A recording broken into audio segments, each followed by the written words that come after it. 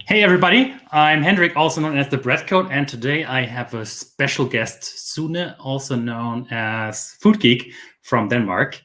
And I wanted to ask him about his crazy YouTube baking because I really think that he's one of the best bakers there is on YouTube. Seriously, you really have inspired me a lot also on my own baking. And I have so many questions I wanted to ask you. I will have a first sort of interview, and then in the end, if you are interested, I also shared the login credentials, and you can log onto the stream and ask us some questions as well. Yeah, hi Sune. Sounds like fun. Hello, everybody. Hello. When did you first start baking yourself? Well, I mean, I started really early. My mom used to bake bread at home, and one day after school, I found a cookbook. I think I was about 7 years old, and I baked my first bread, just from instructions in a book, and it turned out fine. And that was a yeast-based bread, I guess? It was yeast-based, yes. And I've been, baking lots of stuff, also cakes, and, I love general cooking as well. About, I don't know, 3 or 3.5 years ago, I decided to make a sourdough starter, and it failed miserably. And I'm like, why the heck is this not working? And then I bought a proofer because it was in the middle of winter, so it was really cold, so it wouldn't really rise. And then I found out what was wrong, and that was the lack of temperature. And then I just went on from there. I was lucky. The first couple of breads weren't pancakes or anything. They weren't the best breads you've ever seen, but I've never made a bread that wasn't tasty, except the one where I forgot the salt. Yes. Oh, that reminds me of a story. I once wanted to impress a friend. He's a chef in a famous hotel in Germany. And I wanted to bring him that amazing sourdough. And it was looking beautiful from the outside. Then he tasted it and he said, this doesn't have any salt, does it? I also forgot the salt completely. Yeah, that's terrible, right? I mean, the only bread I ever threw out, it was inedible. It was weird. I mean, I think if you just put a little in there, it's okay. But I mean, without salt in it, it's really not tasty. It's not tasty. Agreed. Yeah. And what made you then decide to start your own YouTube channel on this topic? Well, I think in general it's more the food topic, but you have a little bit of a specialization on the sourdough baking, right? Yeah. Well, I've been blogging food since 2014 or something. And it always had this sort of, it was always called Foodgeek. And it's sort of, I did experiments behind the scenes, and then I would post recipes when I found, the perfect recipe for something. And that'd also be bread. And, I got into baking sourdough bread, and I had a month off or something from work. And I'm like, yeah, let me try this. I always wanted to figure out what that was. And I got into it, and then bake bread like several times every week. And, after about 6 months, I put my first sourdough recipe on my blog. And that was my first kind of hit on my blog. I mean, I had lots of people coming there after they saw the bread. They're like, oh, that's awesome and great recipe and all that. And then about 6 months later, I was laid off from my job in a company that I had, helped start. But it was 13 years later, and we were bought by an American company, and they, wanted to go in a different direction. And at first I was like, oh my God, what's happening? And then, a couple of days later, I'm like, oh, I'm going to get 6 months with pay. So maybe I want to use that for something. So I'm like, I'm going to make a YouTube channel. So I spent about a month, figuring out everything, how to record. And I, signed up for Skillshare, and I watched how do you record cinematic looking images, and, how do you talk to a camera, that sort of stuff. And after a month, I'm like, I had 4 videos planned, and I just started, and I put it out. And it was the 30th of March, 2019 was the first video. And it was about homemade ketchup. That's the first video. The second video was how to make your own starter. And the third video was how to make, it was sourdough bread for beginners. Okay. And, I did, switch back and forth, some baking, some cooking. And after a while, I kind of figured out that people really like the sourdough stuff. So I kind of, narrowed in a little bit and did more sourdough stuff. And then after about 6 months, I did something. I don't remember what, but I did an experiment, and I'm like, oh, this is fun. Why don't I just put the experiments online instead of just doing it behind the scenes? And that really caught on, and that was about November. And I had started in March, so a little over 6 months. And then suddenly, people started pouring in, and I'm like, okay, this may be the way.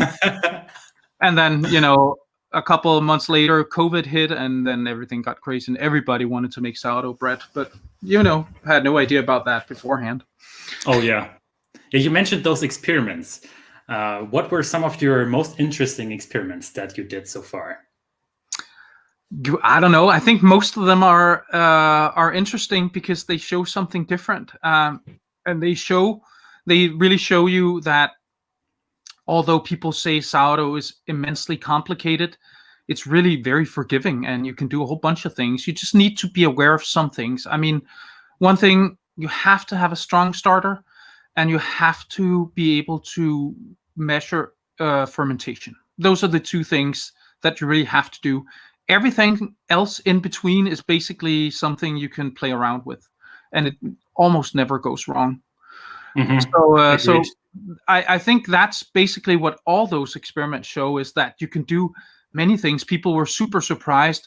Oh, you don't have to use a Dutch oven. You can just use a glass lid, or you can just all those things. It's like, oh, it's not so restrictive as we thought it was.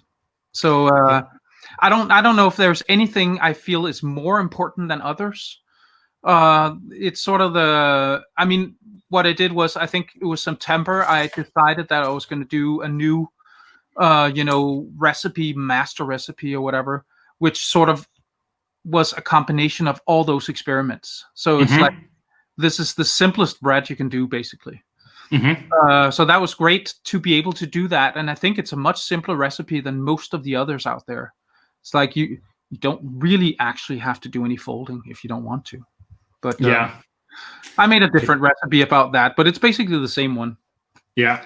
There are so many misconceptions out there on the internet, right? That's also one of the reasons why I started this YouTube channel, because you read some recipes and you're always wondering, how is that supposed to work? You see, for instance, oh yeah, you should be using 80% hydration for your dough, for instance, but nobody really explains why. And now you might have a different flour, and it's much more complicated. And I feel that so many things are not properly explained. No, I remember when I started, I'm like, the third bread I was going to bake was 83% hydration, and the flour I had was not going to take 83% hydration. It didn't matter how much gluten development there was. But I thought it was the way, right? And at some point I realized that it really depends on what flour you have. And, the more water that's in there, the longer it'll stay good. That's the only thing I know for sure. You're not going to get a more open crumb by higher hydration by itself. And so you're saying it's better for the shelf life if you use more water? Yes, because the more water that's in there, the more water can evaporate before it goes dry. So that's really the only thing. I mean, I don't know if you read Trevor J. Wilson. He has this book about baking open crumb and everything, and he does open crumb at 65% hydration. Okay. So it's not it's not the hydration that's the only factor. I'm sure that it makes it easier to make an open crumb. Like if you do 65%, you probably need to be extra skilled, but it's not the only thing. And it's not a goal in itself. And I say that in my videos all the time. Don't stress about it. It's not a goal. Bake the bread that you want and you like, and it doesn't taste any different. That's true. The only thing I like about it is if you, let's say, have cheese or so, and you have molten cheese and it just pours through that open crumb. That's what I like about it. I made this cheddar and jalapeno bread that has these like cheese lumps. That's just amazing. That's amazing. Yeah. For me, for instance, I struggle sometimes with having a clean test setup. So I do some experiments as well.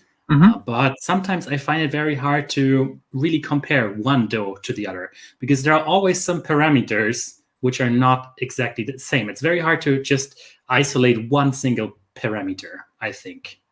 I think the worst part is the shaping. That's where there's always going to be a little bit of difference. Like if you fold it just a little bit the one way or the other way, then it can make a lot of difference for the finished bread. So I think that's the hardest part about a clean setup. Yeah. I don't know, all the other things, it's more about just being precise with the measurements, and you know, try and do everything the same way. But it's true. And I mean, I know that my videos, I do experiments, but I mean, I should really do 10 or 20 experiments of the same one to really have a really good, you know, result that you can compare. But I mean, nobody wants to watch that, and I don't have time to make 20 experiments for every video. I wish I did, or had a team. You're like, okay, do 20 experiments on this, and we'll see. That would be great, right? But we need to get a test kitchen with bigger ovens. Oh, that would be great. I mean, in general, I would love to be able to have 3 ovens or 4 ovens and bake them at the same time, because a lot of people are like, well, one is more fermented than the other, but I don't know. My fridge is 2 degrees Celsius. Okay. I don't think half an hour or 40 minutes is going to be make any difference, really, because fermentation is slowed so much that it doesn't really change anything. That's at least what I tell myself. Yeah, that's also for those experiments. I also always use the fridge because, I mean, 1 hour difference at 2 degrees Celsius, it's not that big of a difference, right? But whereas at room temperature, 1 hour difference can be quite a lot. Well, that's probably between perfect fermentation and totally over fermented. Oh yes, definitely. So, so that you have to use the fridge for the experiments, unless you had 4 ovens. But I don't have room for that. Yet, yes. What are some of the experiments you would like to do in the future that you're interested in that could still be tackled? I don't know. I think there's still some to be done with Tangzhong, for example. I really like Tangzhong because it makes you able to make a super hydrated bread without it being difficult to work with. Could you maybe just share real quick what that is, Tangzhong? Tangzhong, it's a roux, a roux that you make. You make a roux for a sauce, for example. You use to thicken the sauce. You do the same thing. You kind of cook the flour with some water, and then you get this sort of gelatinized blob that you can put in your dough. And the water stays in there. It's still in the bread, but it doesn't leak out into the rest of the dough. So that means, I did this 120% hydration bread with a Tangzhong, which that shouldn't be possible, you would think, but it was. I mean, 120% was maybe a little high, but it was still okay. It still worked. And how was the taste? Well, I mean, the taste again is the same. There's no difference. Despite the pre-cooking. Yes, you don't. I mean, you don't cook it so it browns or anything. You cook it. The important part is you need to get it to, I think, 68 degrees Celsius. You just basically need the flour to gelatinize, so it turns into a gel of sorts. Okay. I never tried this. I also need to try this. No, you should try it. It's really good. And I mean, one of the first breads I actually put on YouTube was a Hokkaido milk bread, which is a bread made with a Tangzhong. Okay. That's before I started putting stuff on YouTube. But I recorded me like pulling it apart, and I'm like, oh my god, that looks so great. I need to make a video, sort of like bread porn. So it has this suggestive music and stuff. I'm sure it's somewhere like hidden in my video. Because you mean when you pull it, then it slowly pulls. And you just pull it and it just like flakes apart. It just looks so great. It's so soft and delicious. It's sort of like a sandwich bread, but just much softer. It's so like rewarding, right? Sorry? It's so rewarding, right? To just bake an amazing bread yourself and then eat it. You appreciate it so much more than just buying a bread somewhere. Yeah. But you also get sort of snobby about it. I mean, I have a hard time eating bread from anything but, the finest bakeries, because most of them just kind of make factory bread in a way. And Yeah. I really like, that fermented taste is just awesome. It doesn't have to be sour for me, but it just has this certain taste to it that's just wonderful. And even when you're in a very, very good restaurant, everything is top notch, and then they serve you the bread, and you feel, they should have served you better bread. Not everywhere. I went to, do you know Noma? Noma. It's Yes, a I think I've heard restaurant in about it. Denmark. They got the world's best restaurant like several years in a row. Yes. I went there with some friends, and one of the dishes was called bread with butter. And what it was this.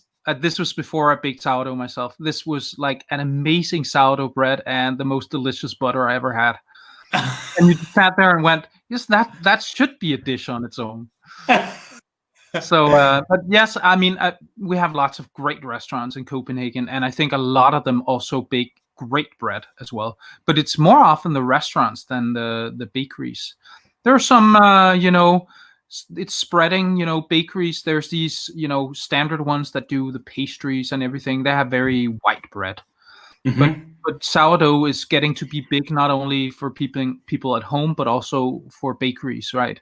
So there's some that make amazing bread as well in Copenhagen. I've also sometimes considered maybe to open up my own bakery, but then when I see the schedule of the people working in a bakery, that's insane. That's insane, right? I'd go crazy just making the same bread all the time. I love to shake things up, do something different. And that's the great about, making videos about food. It's never the same. It's always going to be something different. So exactly, that's fun. I wonder also when you work... You would learn a lot, though. Okay, yeah, that's for sure. Probably to do everything on scale. So we do a few breads, but they might have to do 200 or 300 a day or so. Yeah. And they all have to look great and taste great. So you can't just have fluke in there. I wonder what are the things that you can't do in a large bakery. What are some of the things where you have to compromise on the quality of the bread because you can't do it because it's on a large scale? That's always something I wondered about and wanted to visit a bakery to find this out. Yeah, I think the biggest difference in sourdough bread is that people at home do sourdough bread with their hands, folding and all that. But in the large bakeries, they use machines. I just got a new machine, KitchenAid, one of the big ones, and I kneaded some bread on that, and that's amazing. The gluten development in just 5 minutes of kneading is like you can just, on the window pane, and you're like, oh my God, what is this, right? And I baked some of those, and the oven spring is like explosive. Okay. So, I need to try this again. I just have a very old kitchen machine still from my student times. Yeah. I used to have a Kenwood, or I still have that, but it doesn't knead as well. Okay. So you have a specific dough hook for that KitchenAid, or? It came with the machine, but it's very round. Okay. The Kenwood one is more like, I don't know, it more looks like a hook. Okay. Okay. Nice. Yeah, I was wondering in Denmark, because we here in Germany, for instance, we love to eat a lot of rye bread. But I feel that internationally, for instance, rye bread is not so popular. What's the typical bread you eat in Denmark? That is absolutely 100% rye bread. Rye bread, right? That's the Danish standard bread. We have these smørrebrød, which is open-faced sandwiches. They're usually always served on rye bread. Okay. So that's very big here. It's in general big in Scandinavia, because I think it's the flour that actually originates from here, the grains, right? We didn't have wheat. So it's sort of like probably ingrained in our tradition, like probably the Vikings would make something along a rye bread that we still eat today. So, but I know there's amazing bread in Germany. My dad lived in Germany, and I have sisters down there, so I know of all the food. You also have much better sausages. We have quite good ones from the state. It's called Thüringen. It's in the southeast. It's they're pretty good. Yeah. For instance, when I make a video on rye bread or so, I feel that it's mostly the the Nordics, I'm including Germany in the Nordics now, that appreciate a bread like that. But I would say internationally, it's not that popular to make a bread like that. When I used to work at my previous company, we had, I don't know, over 50% of the people working there were from different countries. Yeah. And it was funny to watch because, people who just got to Denmark, they tried that bread and like, oh my God, what is this sour stuff here? It's so weird. But suddenly when people had lived there for a couple of years, they're like, oh my God, it's my favorite bread. It's so good. Yeah. It's funny. It is a weird bread, but I mean, I wouldn't have life without it, to be honest. It's just wonderful. I love mine with lots of seeds in it. Yes, delicious. But it just stands against things like if you have a really smoked sausage or something, it has more taste, which I guess a sourdough bread does as well. But many other breads, like a classic Danish French bread, is this like it's very crusty, right? But the inside is like super soft, and then it basically tastes like nothing. Yeah. So it's a delight in texture, but not very much in taste. Yeah. I feel that rye bread is so much easier to make than this default, I would say, a little bit more of an open crumb French style or Italian style bread that you find. Because for rye bread, you don't even have to care so much about your sourdough starter acidity. You can just put everything together. You don't even have to knead necessarily, and you're almost done. It's so simple. You just mix it and pour it into the pan, and then you just wait for it to rise, and then you put it in the oven. Yeah. It is really not very difficult. Yeah, we in Germany love to eat a bread, Graubrot, gray bread. It's a mixture of 50% whole wheat and 50% whole rye. It's really delicious. I would say it's the most common bread here, probably, that you can find. Yeah. Yeah. And also, do you have a recipe for it on your channel, or? Yes, I'm happy to share it with you. Yeah, it's crumb-wise, it's a very dense crumb, so it's not like fluffy or anything, but still the taste from it, it's very good. Yeah. Well, I mean, in America they eat pumpernickel, I think, which is pumpernickel, sort of a variation of rye bread. I've never made pumpernickel. Have you tried to make it yourself? No, me either. Okay. I haven't ever had it, so I don't even know if I can buy it here. Okay. People talk about it. Yeah, I've had many people ask me, hey, Hendrik, how do you make pumpernickel bread? And I'm thinking, no idea. I'm just wondering because I think it's very dark and you have to cook it over a few days or something like this. Yeah, maybe it'd be super interesting to try. I have one more question, and that is, so many people are getting onto the sourdough train these days. What would you say is a good bread for somebody to bake when they just start baking sourdough bread? I think the most important thing is to bake a relatively low hydration bread, so that you can learn how to do the different things, learn how to shape. It's much easier to shape a low hydration bread, but you can still, work on the techniques. It's still the same way. You can still fold it over, and you know what I mean, or use the scraper to do a boule or those things, and everything. I mean, you're still going to learn how to do a, how to work with the dough and feel the dough. I think so. I think that's probably the most important thing. I would also say, my new recipe is just mix everything and then just do a couple folds and then you ferment, which is much easier than having to. I mean, I remember trying to mix in the salt afterwards, and you fold and push and scrape, and you're like, how am I going to get this stuff in there? Yeah. And in my experience, you don't really need to. I mean, it'll be just as fine of a bread. And yes, maybe there's a big difference if you work with 200 kilos of dough in a machine. I have no idea. I'm not that kind of baker. I'm just a home baker, right? So, and I make recipes and experiments for people who are home bakers. They need to know what they need to do, and I don't really care if it works in, a bakery. I mean, I'm sure those people have it down to a science anyway. Yeah, probably. And also one thing that I noticed, for instance, is when you just change the flour, it feels sometimes to me that you have to start learning everything again from scratch. Yeah, yes, you have to start over again. I did this interesting experiment just after COVID hit, because I'm like, okay, people are going to be like trying to figure out what flour can I use, and I did, an all-purpose flour, a supermarket bread flour, and then a high-protein bread flour, and tried to sort of compare them. But the all-purpose flour made a reasonably fine bread, and there was no problem there. I mean, this is again all about hydration.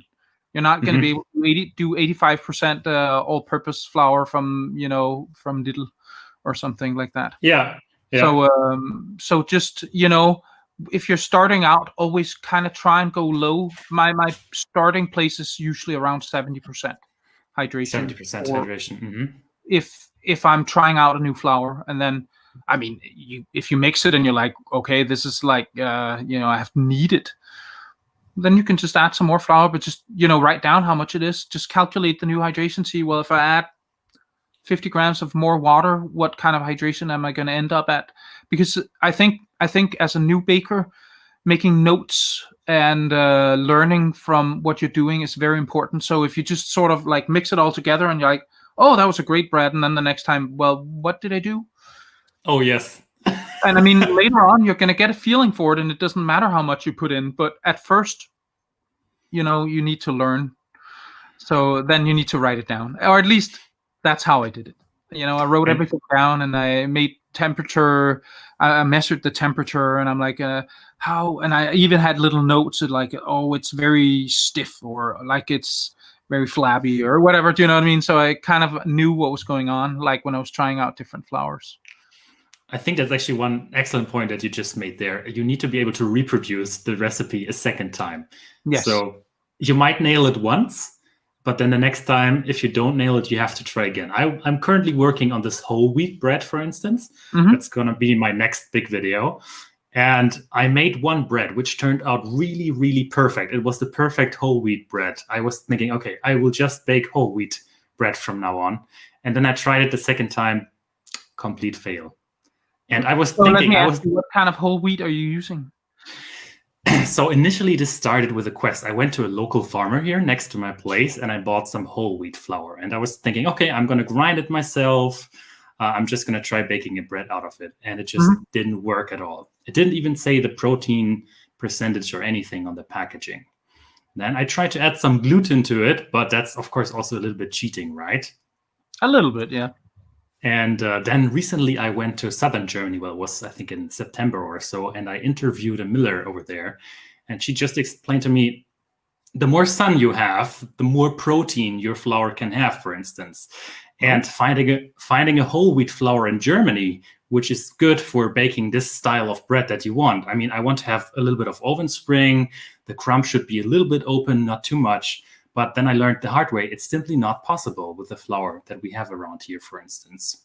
So I got me this new bag of flour from Italy, which is a very good flour in terms of baking properties and everything. And I nailed it the first time, but then the second time, nope, it just turned out to be a pancake. That's interesting. I mean, I've had lots of luck with grinding it myself. I have a mock mill, and I put it on a very, very finest setting. I mean, it's basically powder when it comes out. Yes. Yeah. And I can bake a perfect bread with that every time. Yes, whole wheat bread as well? Yes, 100% whole wheat. I have a recipe where I test out, 60, 80, and 100% whole wheat. Okay, I would be curious to see that. That would be awesome. So that definitely works. Another thing, I haven't tried it myself, but this makes perfect sense to me. You take your coarse whole wheat, and then you sift it. You sift out the bran and the germ. Then you make your dough. You make the gluten development. Maybe you mix it on a machine or whatever. Get like awesome gluten development, and then you mix the stuff back in. And then basically you have the same health benefits, but you still have the gluten development.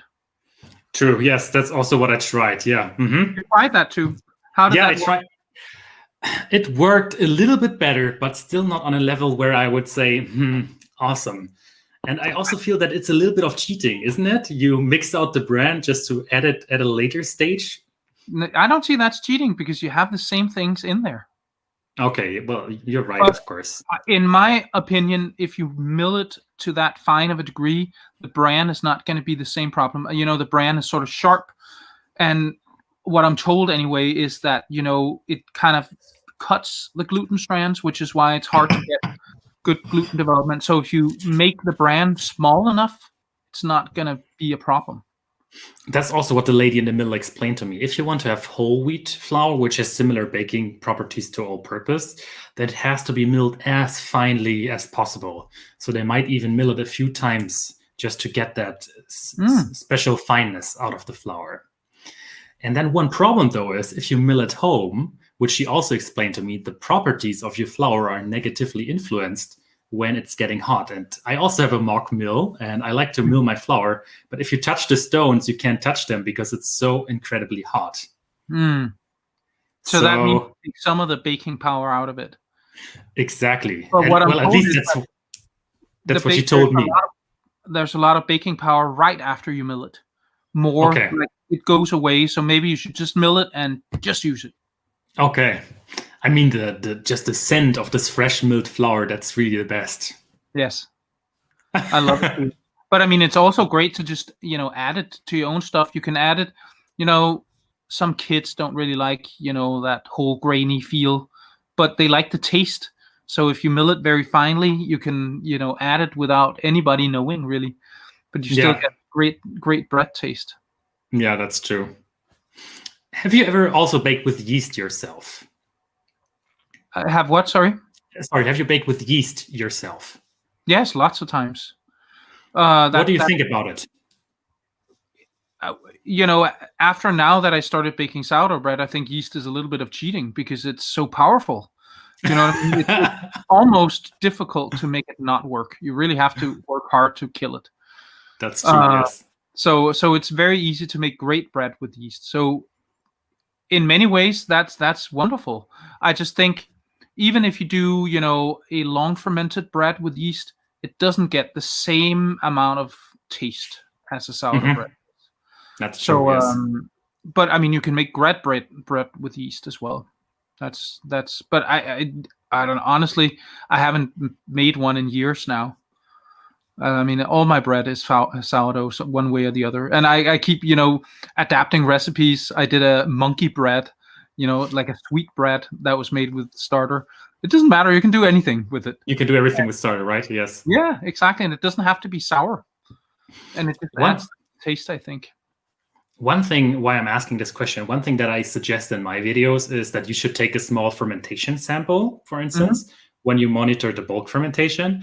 And I'm always suggesting it should be between, let's say, 25% up to 100% size increase. But I think you are suggesting a different value, right? I say 25 to 50%. Okay. When I go over 50%, my bread is over fermented. But the difference is you start measuring from basically the correct time from when you mix in the starter. That's where fermentation starts. But I mean, I did a lot of time lapses of feeding your sourdough starter, and it doesn't do anything for the first couple of hours. Like if you do a 1-2-2 feeding, like the first 3 hours, nothing happens.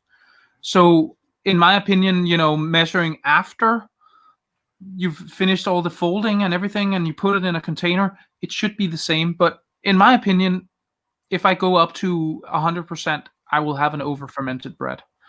So, but I don't know, you can go to 100% in your small container and it's fine, or? Yeah, it depends a little bit on the flour, I think, that I'm also using. When I go for an all-purpose flour, the one that you get in a supermarket here in Germany, then if I go to 100%, sometimes I nail it, but I would say it's maybe 1 out of 5 times. Yeah. When I go to my other flour, my bread flour, which has a higher protein content, then I can go up to 100% size increase, or maybe even 125% size increase, because I think you can just ferment it for a little bit longer because there's more gluten that can be destroyed over time during the fermentation process. But I mean, temperature also have a huge effect on it. So, and I mean, I usually will ferment my bread in my proofer just because it's faster, and that's not where the flavor development happens. So what I do is I will ferment my bread, but the bulk fermentation I will finish as quickly as I can. And then I keep it, and then I put it in the fridge, and I will leave it there for a long time. I mean, the longest I've had a bread lying around that turned out perfectly was 48 hours from, I put it in. Oh, wow. It's fine. I actually wanted to make a video about it, but it's really difficult to fit in between work. Yes, true. So I haven't really gotten around to it, but I really wanted to do one where I kept it for 7 days and see what happened. I mean, I think that would be very helpful for a lot of people. Interesting point. I made a video. Well, I didn't finish the video, but I wanted to ferment a dough completely inside of the fridge, and it's been there for 2 weeks. And I was also, if you don't, if the first part is cold, it never seems to rise. Yeah. Maybe it will. I don't know. Maybe it'll happen in a month or something. Who knows? I had to adjust the temperature of the fridge a little bit. So at first it was also around 2 degrees Celsius, and then I changed it to 7 degrees Celsius. And then slowly I would start seeing the size of my dough increase. Yeah. I think the magic number is somewhere between 4 and 5 degrees, where yeast sort of goes dormant. Yeah. It's really good for long fermentation. So I keep mine. Plus, your milk stays good forever. True. Yes. Forever, but like if it says it'll last until this date, it at least lasts for a week. Beyond that, 2 degrees.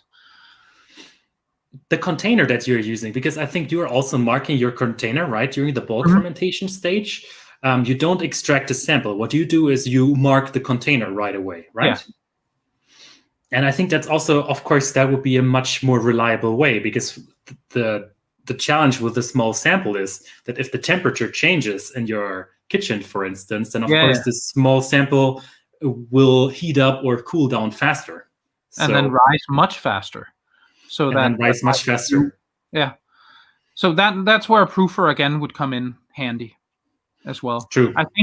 I think if you are really serious about your sourdough baking, buy a proofer. I know it's not cheap, but it's a wonderful tool. It's really great, and it helps fermentation so much. I mean, mine is basically always at 30 degrees. Okay. So you bulk ferment always at roughly 30 degrees or so? Yes. Okay. But I mean, I know it works at room temperature. If I put it out at 22 degrees or whatever my kitchen is, it'll still work. It just takes maybe 3 times as long. So at 30 degrees, how long do you typically bulk ferment then for? I mean, after I finish my folding, I put it in, and I would say between 2 and 3 hours. 2 and 3 hours. Okay, that's very little time. Yeah. Yes. I've had this in German summer times when it was roughly, 28 degrees Celsius inside of my kitchen. Then my bread was ready after, 6 hours or so. And now in winter times, it takes 12, 13, 14 hours sometimes. I just don't have the patience for that. It goes into the proofer.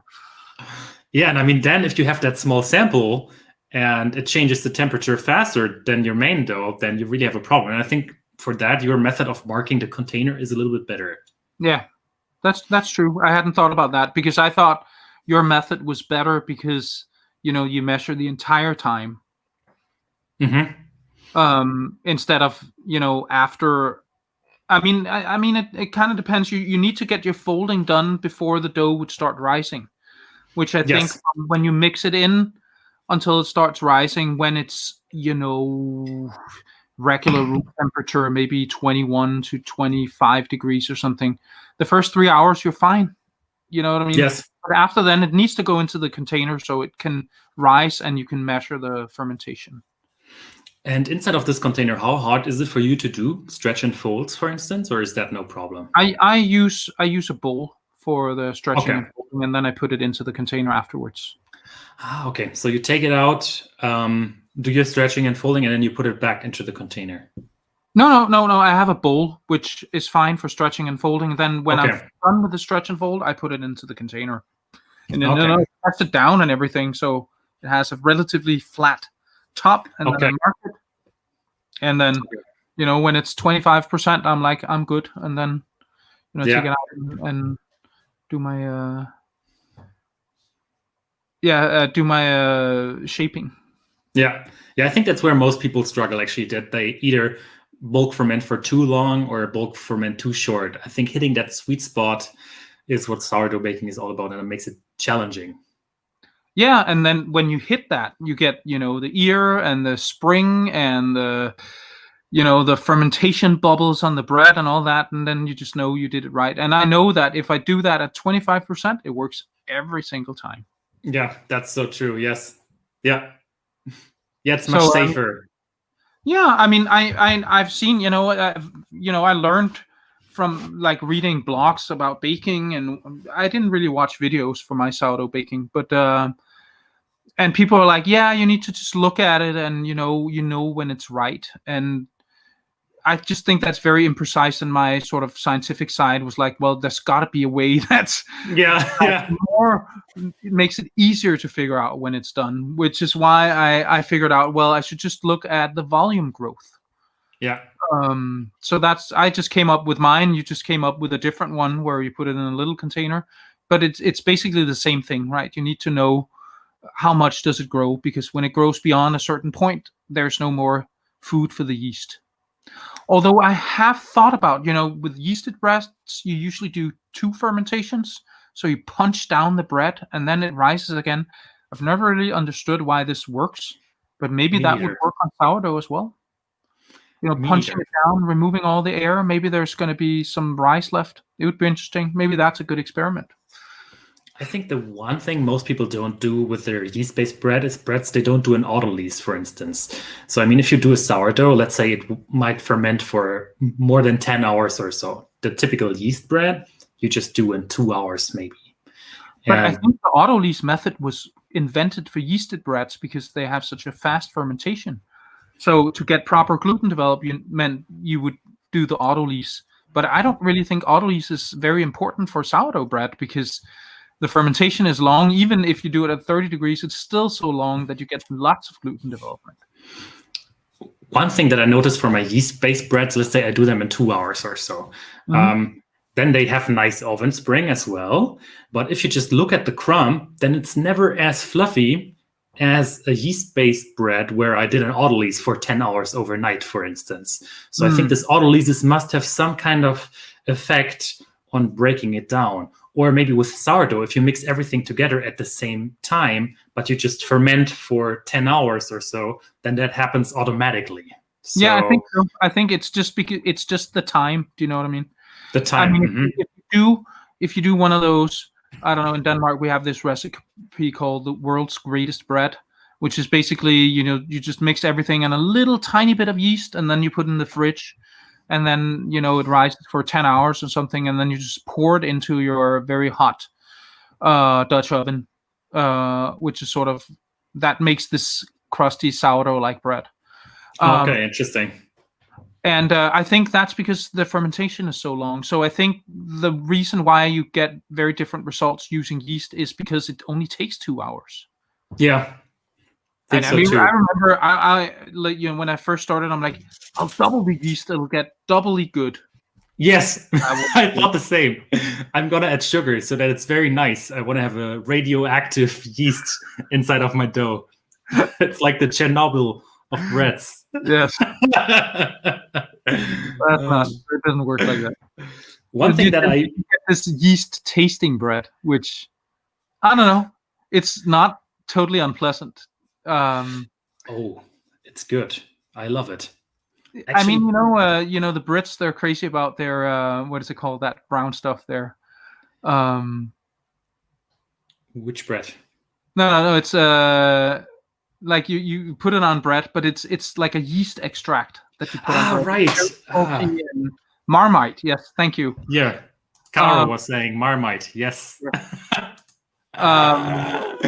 That is, but I mean, that also has a super yeasty taste. And, it's an acquired taste, I think. But Vegemite is the Australian version, I think.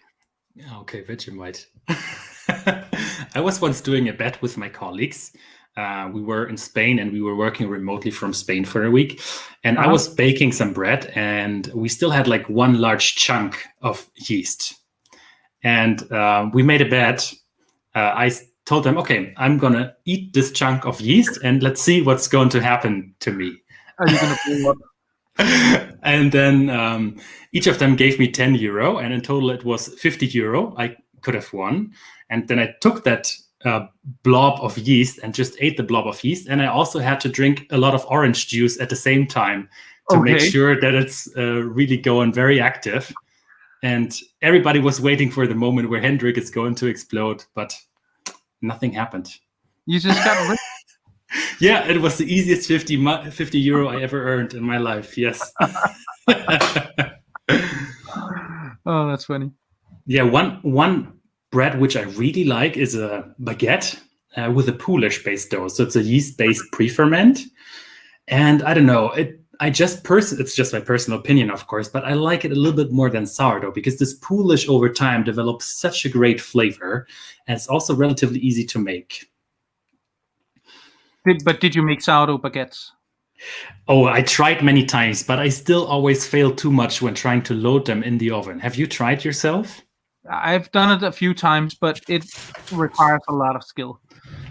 Do you use a couche or? Yes, exactly. Mm-hmm. But I mean, it's also about a lot of flour and getting it just need to just flip it onto there. It's just one flick. And that's the hard part. That's what you need to learn. And for how long do you proof it? Until also the finger poke test passes or so? Because then my baguette, though, is just so elastic. When I try to move it to the oven, it just doesn't look like a nice baguette anymore, for instance. No. I mean, maybe it should be a cold-proof baguette. You move the couche somehow to the fridge, and because moving cold dough around is so much easier. That's probably that would be a good idea. It's more difficult for yourself. Yeah. So, there's also this one tool that I was eyeing to buy. It's just like a proofing rack for baguettes, and you just proof your baguettes. That's what I mean. That's a couche. Okay. It's a very coarse piece of cloth. Okay. No, okay. The cloth I have, but there's another made out of metal where you can just directly put your baguettes on. And then you take all that and put that into the fridge. And then later on, you just move that together with the dough into the oven, pretty much. So you don't have this that you need to remove the baguettes. So it's like a banneton for baguettes. Exactly, yeah. In which you bake directly. I have some very long bannetons somewhere that are sort of made for baguettes. So I guess you could do that as well. Okay. Yeah, I just feel it's a little bit of cheating, isn't it? The French masters, the way they do their baguettes, they just have this cloth and they make amazing baguettes out of it anyways, right? That's true, but I don't know if it's cheating. I mean, just use the tools we have. That's true, yeah. Why I was asking about this yeast, I think yeast is much more forgiving because when you ferment your sourdough for too long after a certain size increase, there's just you cannot go back. You over fermented your bread. You are going to have a flat bread. You have to face it. But with yeast, sort of just punch it down and yeah, or something. Well, somebody's saying something about a perforated pan. Just hang on for a second. Yep. Sounds like a perforated baguette pan. Yes, exactly. Yeah, so I still need to practice my my baguette game. That's for sure. I'm gonna make a video on this the moment I feel secure and they look somewhat decent.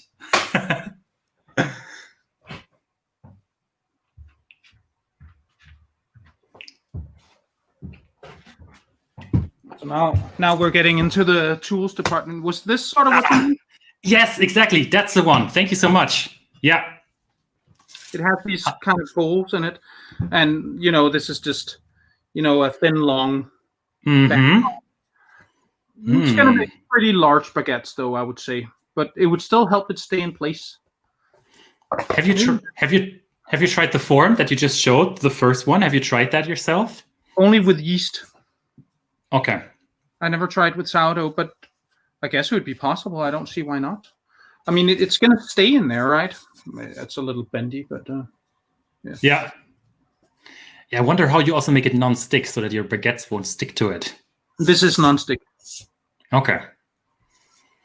It's, you can feel it. It's sort of coated with something to make it non-stick. I mean, I made some pretty good baguettes with yeast with that. Somebody's saying, Paul Fabien is saying, baguette contest between the two of you. Yeah, we need to make another challenge at some point. That was fun. Yeah, your bread definitely looked way nicer than the one I did. So I think you were the fair winner of that challenge. I don't know. I mean, you did a lot of fun stuff, though. I mean, I just kind of, I went the safe way. But I guess I had an ulterior motive because I wanted my video to also give people a recipe for being able to make bread with very few tools. Yeah. I thought, a lot of people are like, oh my God, I can't, do I have to buy all this stuff? And you don't really have to have that many things. I think you can definitely do it with whatever you have in your kitchen if you ever baked a yeasted bread before, right? What would you say is the single most important tool then that you need for sourdough baking? If you were to pick one tool, which tool would you pick? That it's not something I already have in my kitchen. I think, well, I guess in that video I just shaped it with my hands as long as hydration is not high enough. Maybe the baking steel, to be honest. Mm-hmm. That is an awesome tool for great oven spring. Mm-hmm. Or else I would say, the bench scraper is a really great tool as well. And it's good to be proficient with that, I think, to be a good baker. That's something you should train. Jakob and Caro were saying something. And very good. So, that guy from The Fugitive, he wouldn't be able to do it. The one-armed hand. Well, I guess maybe that's in the, can you knead a bread with only one hand? That would be really difficult, I think. That would be really difficult indeed. And then not even with your main hand, but maybe with the other hand. I was most difficult way possible. Need some butter, and that's horrible. I mean, every time I do a brioche video, I speed it up to 1,000% or something, and then it's still 1 minute. One of my friends was starting to learn playing guitar, and I know you also play guitar, for instance. Mm-hmm. And there was this online course, and this one guy inside of the online course, just to show everybody you can learn playing the guitar in a month or so. He just also switched to another hand, his left hand, with which he never played guitar, and he was also really struggling a lot. Oh, I tried that. I actually didn't have a guitar right here, but going the opposite way. I mean, my fingers won't even. But I think like him learning it with his left hand would set him at the same place as somebody who had never played before. That's actually a good challenge. Yes, bake bread with your left hand, for instance. If you started baking bread again from scratch, is there something you would do different right from the start? You mean sourdough or? Sourdough, yes. If you had this one piece of knowledge, would it have changed the way you approached sourdough right from the start? I don't know. I think like a lot of bakers I see, I would have liked to have known that having a super strong starter is the ultimate starting point. I mean, my starter now goes like 3 to 4 times when I feed it. But people are like, yeah, it only grows like this much, and you're like, well, that's why it doesn't work. Yeah. Like that's, I wish I would have known that was sort of the main key, really. It doesn't make absolutely sense when you think about it. But, you have to know that is like, that's your yeast. And if it doesn't rise 4 times when you feed it, it's not going to rise 1 time when you make a bread with it. And how do you feed your starter? Do you use which flour do you use to feed your starter?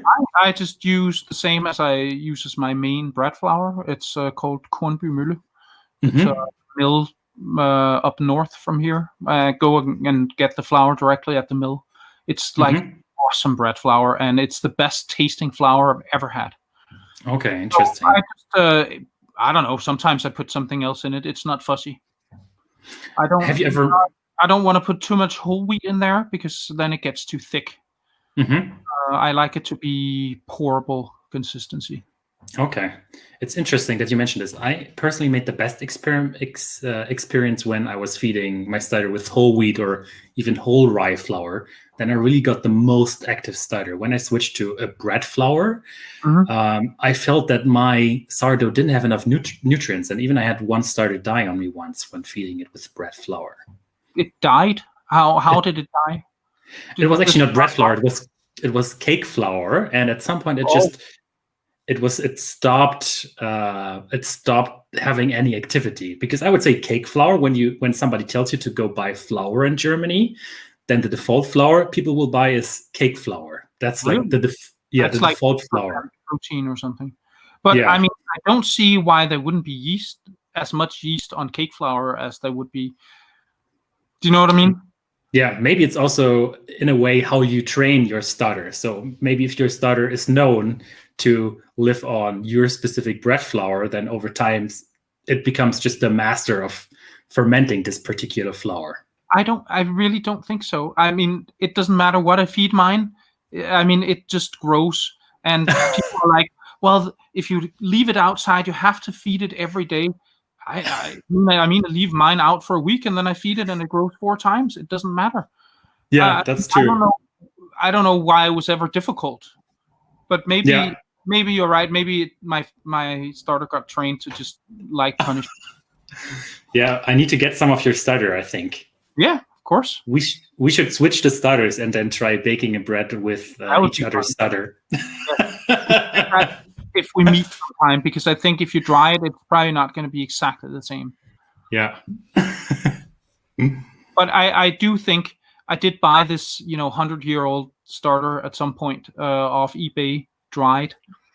And I reconstituted it and I tried baking breads with my own and the other one side by side. And the first couple of times there was a difference. And then in a couple of months, even though I hadn't ever mixed them together, they turned out to be my starter. Okay, interesting. So I think I've heard that whatever natural yeast you have on your hands as a baker also influences your starter. So I think if you have a very sour starter, maybe that has something to do with microbial something. I'm not saying that's a bad thing, but just that it's different than another baker's. Yeah. Which is why there's a factor or a variable that I can never change in my experiments, which is me. Yes. To do the same experiment, 3 different bakers that sort of cultivated their own starter, and then they bake the same bread with the same, flour and hydration and everything, and bake it at the same time. Everything's the same. Would it be different? Yeah, that's a fascinating question. Yeah. I mean, how's the taste about these things? Why? What goes into this, right? Yeah. I'm sure there's things we don't know about. What is? Yeah, I'm also wondering if there's different strains of yeast and bacteria in your starter compared to mine starter, for instance. I think that's also something very interesting. I read somewhere if you feed your starter very often, like let's say you do 2-1-1 or 1-1-1, and then you feed it like every time it peaks. Then you get most of one type of yeast, which is called something San Franciscus, something like that, right after San Francisco, which is not necessarily the best one to bake bread with, apparently. Okay. So how you feed it, maybe the fact that I don't feed mine all the time makes a difference for its rising power. Yeah, maybe your starter is used to your schedule. Well, I mean, sometimes I'll also just put it in the fridge for a week and then I take it out and then I feed it, or sometimes just bake with it right out of the fridge. That works too. So you take your starter right out of the fridge and you bake a bread out of it? Yes. Okay. And how much starter would you then typically use right out of the fridge? Same amount. 20% rule. Okay. That's interesting. You should. I have an experiment, like a very watched video. Can you bake a sourdough bread with an unfed starter or something like that? And okay. Then bake one with a fed one and an unfed, and there's very little difference. What was the difference? Well, I mean, it didn't have as much oven spring, but I think that Mhm. might have been other factors. Did Because you use already the trick to mark the container back then? I honestly don't remember. Okay. I think I did. Okay. I was working on an experiment as well, where I would just use a very little amount of starter, let's say 10 grams or so, and it was also unfed. Mhm. And I just mixed everything together, and then I just let that sit. And it took probably 20 hours in total At until my room sample, at room temperature, yes, until my sample increased in size. And this bread turned out to be incredibly delicious as well. So it was just a very little amount of unfed starter, and I think over time it just started to ferment, and maybe it reproduced, and it also turned out to be an amazing bread. Well, I mean, that's essentially, feeding 1 to 50 to 50 or something, right? Which is like, people ask me, how do you get your starter to grow so much? And you know what it is? It's just using a little bit of starter to a lot of flour and water. Yeah. You keep doing that, and then, it grows to its peak. And then you do the same thing. You keep doing it over and over. And then after that, it's just like super active. Yeah. Yeah, that's true. So I mean, I basically, because the yeast has a lot of food, and it takes longer, of course, but it'll still get through it. And then there's more yeast left. yeah.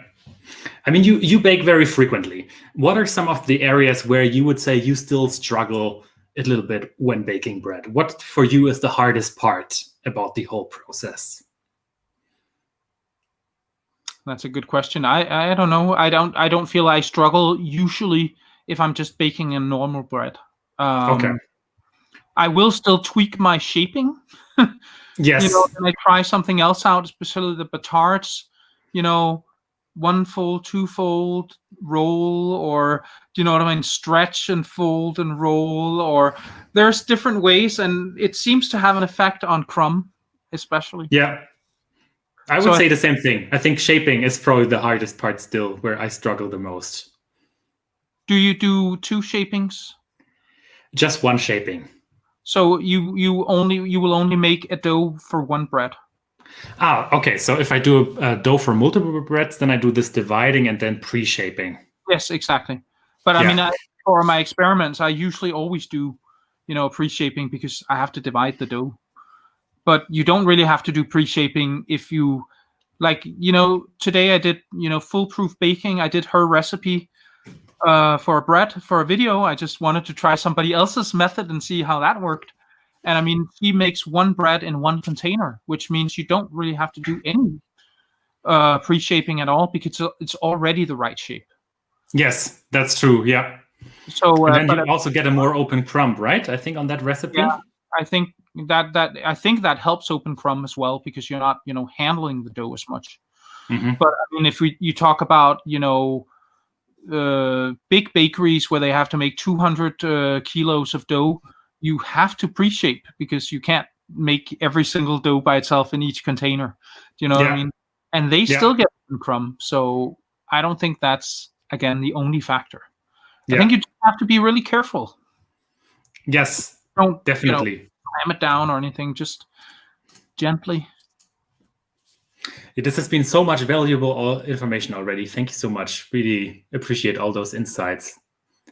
And I think I don't have any more questions. I still probably have hundreds or thousands of questions I want to ask you, but I also wanted to give the others the opportunity to maybe ask a question. Mm-hmm. And we already have a viewer in here, Fazio. Give us a thumbs up if you can hear us. Yes, and I'm going to add you to the stream right now. All righty. Here we are. Hey! All right. Hey, see me this time. Hi, nice to meet you. Yeah, nice to meet you. Yes, I don't have any questions, but I have a couple of comments with my methods. And Hendrik knows that I grind my own flour. And lately I've been sifting it out using two different sifting methods, two different finenesses of sifters. And I find that it does make a difference as far as the sharp bran cutting into the gluten. It does make a difference on that. And the other thing is, I wanted to mention is you guys were talking about proofing boxes. You have a proofing box. I took an old kitchen cabinet, just a small single kitchen cabinet, and I modified it by putting a light bulb in there. Obviously, it's a light bulb that generates heat, but I have it set up to where I get 20, about 28 degrees Celsius inside of it consistently. And so I don't know if you're reading the comments, but there's a lot of people who are confused about a lot of different little things, and it might be good for you guys to go through those comments later and then make some videos trying to address some of those questions. Okay, makes sense. Just one question. Do you have any questions for me? For sure. Yes. When you were saying you remove the bran, so how do you do that? You just have your regular flour, you grind it, and then you just sift out the bran? I buy my spelt whole grain or whole berries, the berries, and I grind it and then I sift it out. I'm using a stone mill. And so it's probably not like the video you had when you went to the place where they grind the flour. They're using a different type of mill. They're able to separate out the real bran from the rest of the grain. I'm not able to do that. Basically what I'm doing is I'm sifting out large pieces of the hull or the bran, and there's smaller pieces that are getting through. Yeah, but that's probably good enough, though. Pardon? It's probably good enough to just sift out the sure. pieces, right? Yeah. For what it is you're trying to do with it. For sure. Oh, and then the other thing that I did this past week with a lot of the bran that I had left over, I also had leftover flour that I hadn't sifted. I made banana bread. I mixed bananas, sourdough starter, bran, some flour and water, and it came out great. Walnuts came out great. So just an idea for you guys. Yeah. When do you add the bran? Or you don't add it back to the main dough? I didn't do what your guest does by adding the bran back. I don't. I make my bread and I use the bran for something else. Oh, okay. I bake with it doing other things. Muffins, bread, various things. Okay, that's a smart idea. And then you said you made this proofing box just with a light bulb, and how can you adjust the temperature inside of it as well? I'm curious. By using different wattage bulbs. Ah, okay, that's smart. What I did was I turned old school bulbs, of course. Yes, you guys might have a problem finding those. I actually have a couple of bulbs for my, I have a chocolate tempering machine. I used to make chocolate for a living, or at least somewhat of a living. And it has real bulbs to actually melt the chocolate with. Yeah, those might be too hot. although, they're probably going to be a little bit too warm. So yeah, probably. But I had a couple of different bulbs I tested it with. I'd leave them there for 4 hours and with a thermometer inside, and then saw which one got me to the degree that I wanted, 27, 28 degrees Celsius. That's a smart idea. It's definitely the much more financially viable solution, because I have that one from Broad and Taylor or something. And it's really good, but it is really expensive as well. Yeah. So I understand why people don't want to invest in that. But I think if you bake bread once a week, I think it makes sense to have some sort of proofer. If you make it yourself, that's one thing. If you're not into the DIY stuff, then, I don't know. I have an ice cream machine that costs like 400 euros. So, I mean, and I make a lot more bread than I make ice cream. Oh, can I ask what kind of oven you have? The one I have, or Henrik? Yes. No, you. I'm sorry. How do you pronounce your name? My name is Sune. Sune. Yes. Okay. It's an AEG. It's actually pretty cheap. It's something along maybe $500, $600 or something. 400 euros, around those lines. It has steam and it goes to 300 degrees. Oh, well, that's which nice. was very important to me, and I wanted an oven with pure lyse. I don't know what it's called, but where you can basically clean your oven with very, very, very hot oven. Basically disintegrates everything, fat, anything. So it's just dust. So that was important for me. So it's but because it has steam built in. You can pour a cup of water on the bottom and then you can turn the steam on. I don't actually use that ever because I think that would be unfair to people when I make videos with it. So I just, but that means it's sealed so that when I do steam, it doesn't escape the oven. And I think a lot of people trying to do steaming, self-steaming or whatever, the problem is their ovens just aren't sealed, so it's just going to escape. Which is why I will usually say to people, use a Dutch oven or a cover. It doesn't really matter what it is. It really doesn't. Like if you have a baking steel, then just put something over top, then the steam will stay inside, and then you can make great bread every time. One follow-up question there, Sune. Your oven, so it has a steam functionality built in. Yes. You would say it's not enough to bake bread? Yeah, it's great, but it's not fair for other people. Yeah, just turn on your steam function. So okay. Recipes or I'm trying to make it so that everybody should be able to redo it. But of course, they can't redo it if their oven isn't sealed when it comes to that. But I did an experiment where I did different covers, and then I also used my oven's own steam function.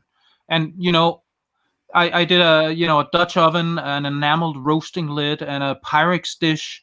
And then I did my oven's own steaming function, and all the breads were basically the same. So I mean, it doesn't really matter what you put on top. I love my Challenger. I also love the Large, but it doesn't really matter what it is. It's more like because it's just really, really nice. And I mean, I know you use the Challenger as well. It just has great user experience. It has handles everywhere. You don't get burned. I've gotten burned a couple of times. Me too. Pretty seriously. So it's nice to just be able to always take it out, I think, like safely. Awesome. Yeah, Fazio, any other questions you would like to ask? No, not really. I've been baking for almost 30 years. And when I first started out, I was making bricks, and then I went to pancakes, and then finally I'm getting some good bread. Oh, I think you do, because the questions you ask all the time, they are really challenging me very well. So great questions from your side all the time. I like to share my knowledge as well, along with help out the community. So awesome. Okay, thank you so much. You have a great day. Okay, bye. See you. So in case somebody else wants to join, I shared the link in the description of the video, but you can also just type a question you would like inside of the chat, and I'm going to pin it here for us to answer. I'm hoping for some very challenging questions.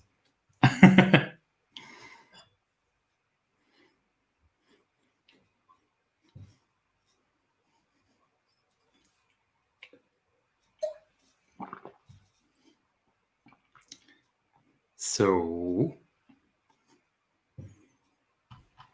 great discussion going on there. Yes, there's lots of stuff going on. How do you use your proofer? How do you use your proofer exactly? Well, for me, I just set it to 30 degrees and then I put stuff inside it. It's really simple. The biggest problem might be when you're baking a lot of loaves to get them all to fit. Can fit if you've seen my videos, I use 3 different sizes of bulking containers. They're all square and they stack and everything. I can fit 1 big one or 2 of the medium ones or 4 of the small ones in there. And sometimes you can sort of push them a little to the side and stuff, but it's very versatile. And if you're into other sort of fermentation, I know you can make yogurt in it as well. Oh, I saw somebody making black garlic instead of it, I think, for over 30 days or so it took to make it. Yeah. But that must, I love garlic, but having to smell that for 30 days. I heard someone doing it in the sous vide as well. Black garlic. Oh, okay. Then we have another question here from Son of the Cakes. Hello. What do you think helps the most for creating the ear? That's a really simple question. Everything. I would agree, probably. Fermenting exactly on point. You need to get everything right. Shaping, scoring it correctly. It all plays a role.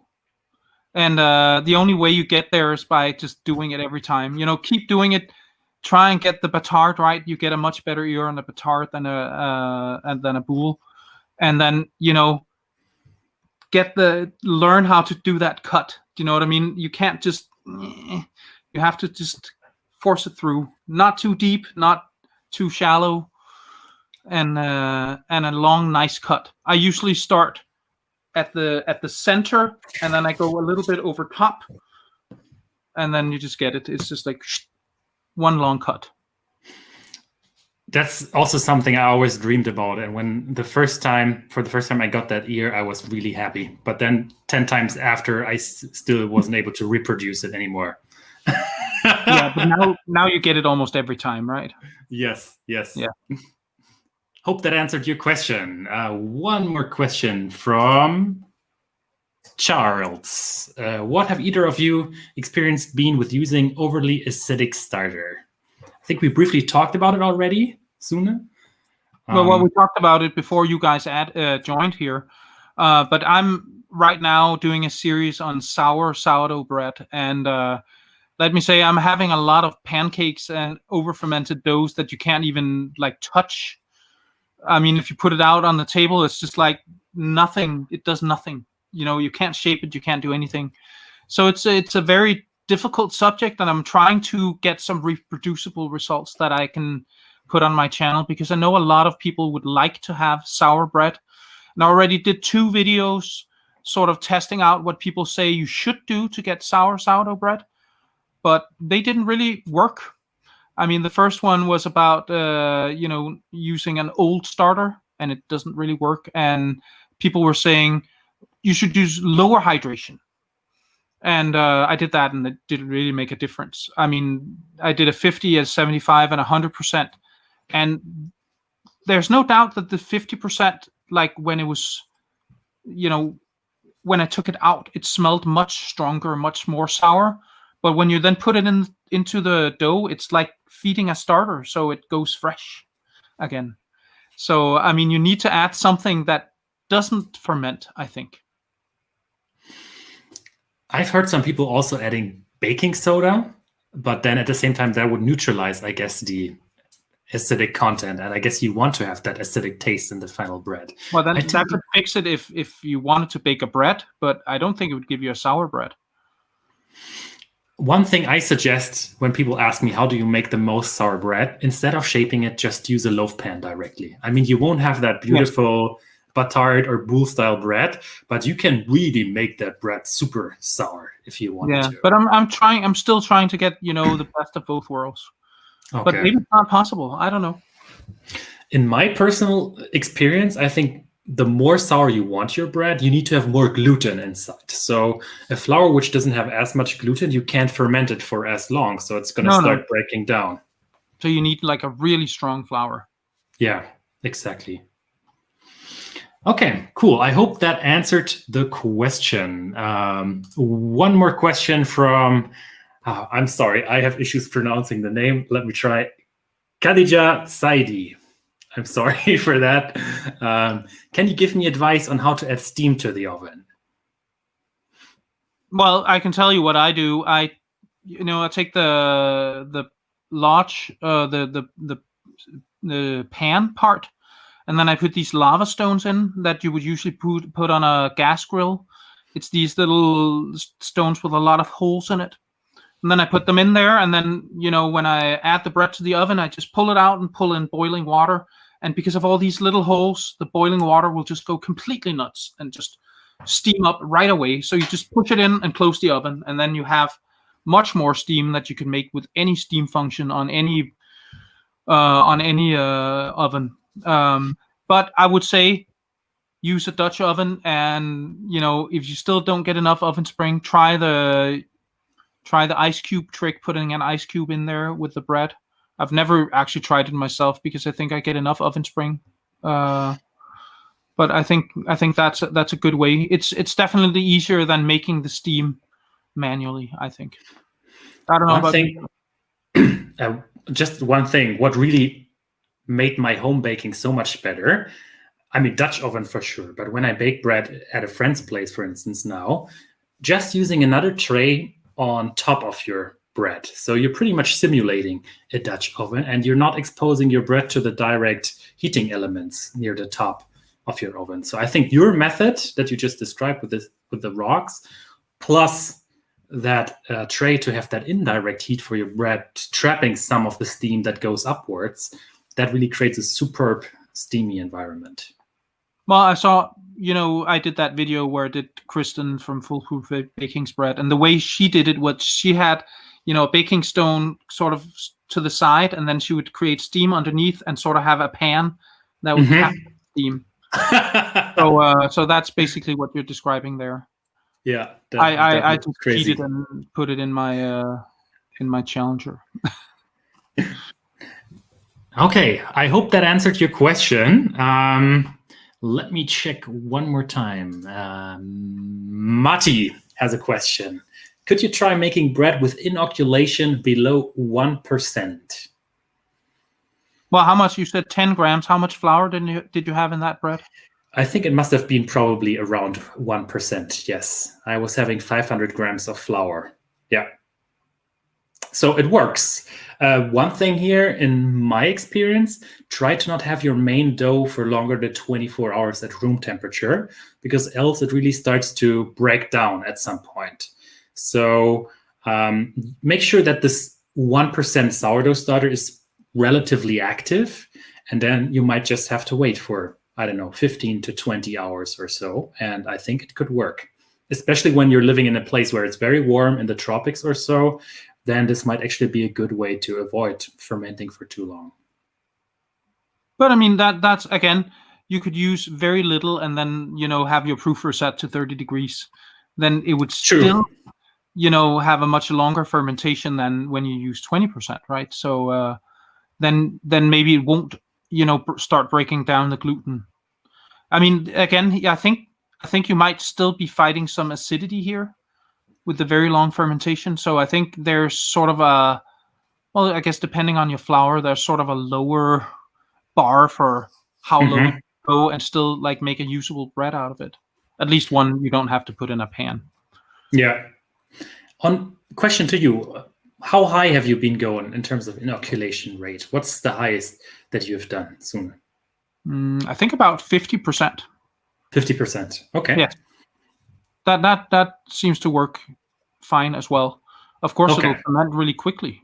But I mean, I find, and I keep saying this, when you ferment or when you retard your bread, it should be really cold. It should be below 4 degrees Celsius. What is that? 35 degrees Fahrenheit or something.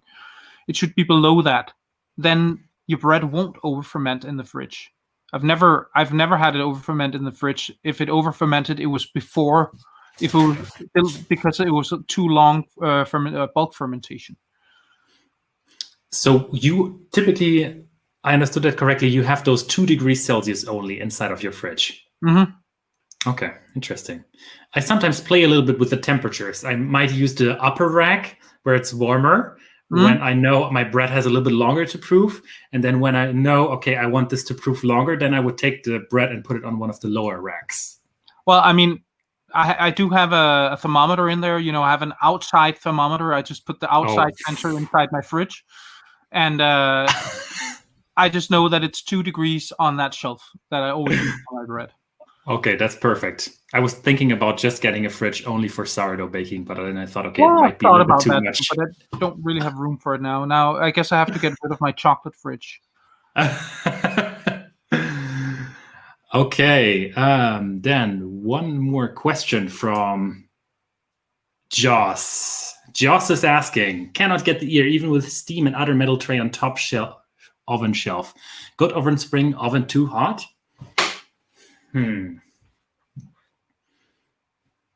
I think, is it also a bit flat then? Or what do you mean good oven spring? So you're getting good oven spring, but it still stays a little bit flat. You're not getting that much of an ear. Personally, I think to get that ear... Maybe that sounds like a lack of gluten development to me. Yeah? Yeah, true. Could be. I mean, in general, if you're having problems with gluten development, I think start by mixing your bread on a machine. Because just to get a head start on the gluten development. I mean, again, if you have a flour with lots of protein, meaning gluten, it's easier to get good gluten development. So if you have a sort of not so strong flour, it's going to need more work, or else it can just sort of make it by itself. Do you know what I mean? You don't even have to mix it or anything. You just put it together, and just by hydrating, it'll form the gluten bonds, right? But if it's a weaker flour, then maybe putting it in a machine will help the gluten development. Hope that answered your question, Joss. I have one more question, which I think is also related to your proofer, Sune, and that is, I'm in Thailand. It's warm here, and I'm not having much luck with the oven spring and a good crumb ideas. Yeah, it's warm, but it's also humid, right? That is, I think I would try and work with. Actually, I call it my chocolate fridge because I store chocolate in it, but it is really a wine fridge. And what you can set it relatively cold, down to 8 degrees Celsius, I think. But basically, if it's very warm, it won't go so far down. But you could use it to sort of temper the temperature, or maybe you should try with really low inoculation, like we talked about before. Mm-hmm. Yep, I think that's a good answer to that. Hope that helped. And I have one more question, and that's actually a good one from Zenyo. I hope I pronounced your name correctly. Nice picture you got there. Is that a drink that you're holding? It's a beer, I think. It's a beer. Nice. Can't you just add extra gluten? You can. I mean, there's Vital wheat gluten, but it doesn't give you the same results as a good high-protein flour. That's my experience anyway. It does help some, but it's not perfect. But definitely, if you can't get the good flour, it's a way to get it better. And this is also one thing that I learned when I visited that mill. Really, some of the best bread flour, they don't add gluten to it. It's just a good selection of wheat, which they have, which naturally has more gluten. So if you can't get that, you can try with the Vital wheat gluten, of course. But I would agree, like with every food that you're making, it all starts with having amazing ingredients. So I wouldn't save on the flour. I think the flour is also probably one of the most important ingredients that you have for your bread. But I totally agree with you, but I think some people live in places where you just can't get good stuff. And they also want to make great sourdough bread. I think if you can't get, really great flour, then go for lower hydration. Chances are you'll have much better success. That's actually a very good tip. So true.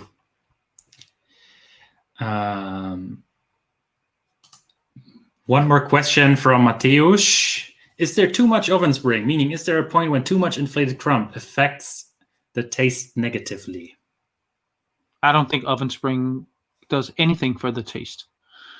I mean, I have had some breads where they sort of like exploded out everywhere, where you're like, what the heck happened here? But usually, if you have good gluten development, and you score your bread, then it'll only expand in the places where you cut. But there's nothing, the taste doesn't get affected by it. I would agree so. Okay, I think we are already almost 1 hour and 30 minutes. I would say we stop here for now. If you have a further question, please drop a comment on the stream later on. I will read it for sure. And if you need the answer from Sune, I will also send Sune a message so that he can double check. It's been fun. Thank you so much, Sune. Yes, it was a lot of fun. And I think we should do it again. We should do it again, so, definitely. If people are interested. Thanks for providing all those great insights, and just keep doing what you're doing. You rock. I think it's great what you're doing. Seriously, good job. Thank you. And you too, I think, and congrats on the 50K. It's an amazing achievement. So thank you. That's great. All right. Okay. Thank you, everybody. Thanks, everybody. Thanks for the great questions, and see you all soon. Take care. Bye-bye.